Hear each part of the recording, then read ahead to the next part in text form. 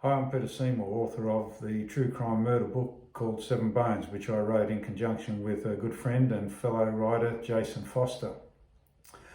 I retired from the New South Wales Police Force in 2004, having spent 24 years as a police officer, 4 years in uniform policing, 12 years as a detective and 8 years as a police prosecutor, with 6 of those years as the prosecutor assisting the Senior Deputy State Coroner at Westmead Coroner's Court.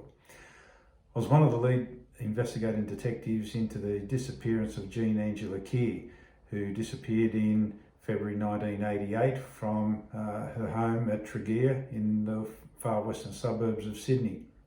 It was at the recommendation of the Senior Deputy State Coroner that I wrote the book Seven Bones because of the bizarre nature of the investigation, which spanned 16 years from start to its final conclusion in the New South Wales Supreme Court in 2004. The bizarre nature of the case involved 2 prison informants from Long Bay Jail who gave evidence and gave us information that led to the discovery of 7 bones under the family home that Jean and her husband Thomas Andrew Keir shared in Tregear. These bones were subsequently DNA tested in laboratories around Australia and eventually through the Department of Defence laboratories over in America, where the bones were formally identified as having come from the body of Jean Keir.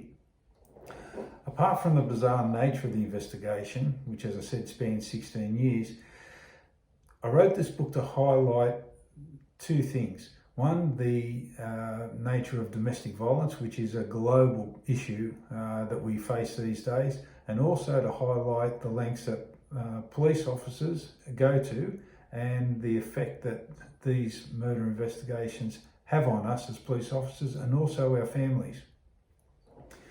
The investigation into Jean's disappearance highlighted or showed up a young girl who was vibrant, beautiful, full of life, and through domestic violence that she was subjected to from her husband, she turned into a skeleton of herself. Now, the domestic violence wasn't just physical, it was mental as well. And mental violence can be just as debilitating as physical violence. And the more I delved into this case, the more I got to know the controlling nature of Thomas Keir and the effect that it had on his wife. I hope that by writing this book, people would get an insight not only into police work, but also into the effects of domestic violence. And I'd hope that this book in some way may inspire women who found themselves in similar situations to get out of those situations.